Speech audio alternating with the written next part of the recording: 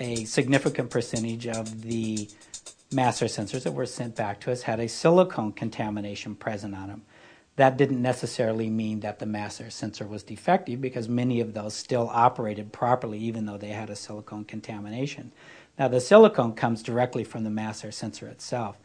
To understand where silicone would come from, we had to go back and understand how mass airflow sensors were actually manufactured, and learn that there's quite a bit of silicone in a mass airflow sensor and an opportunity for it to creep down onto the actual sensor wire. Due to the mass air sensor living in such a difficult environment with vibration and heat, when they assemble the mass air sensor, the area at the very top of it where the circuitry is filled with a silicone compound to isolate it or insulate it from vibration and heat. It is then sealed up at the end as the final process. The thermistors connect directly to the bottom of the circuit board that is basically sealed in this silicone material.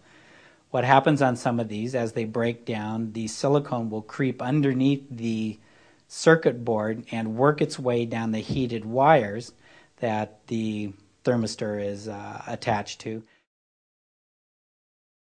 There are 3 separate factory and technical service bulletins that are out there right now that address the issue of mass air sensors being contaminated by crankcase vapors through the PCV system.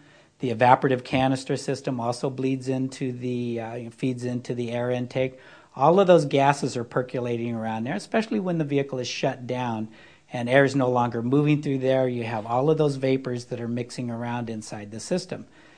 That's the other reason that's one of the reasons anyway, that a mass air sensor has a burn-off cycle. Many of them have a burn-off cycle onto it to remove the particulates that may attach themselves to the thermistors or the hot film during that process. Another thing that confirms that gases do exist inside of the air intake is the newer vehicles in the tighter and tighter compliances with EPA are putting a carbon trap, because as the gases move through the intake, they try to escape into the atmosphere. So more and more manufacturers are putting carbon traps in the air box itself to trap the gases there. Well, once they get to the air box, they've already moved past the mass air sensor. It's just the environment that they live in. It's not a clean, pristine environment.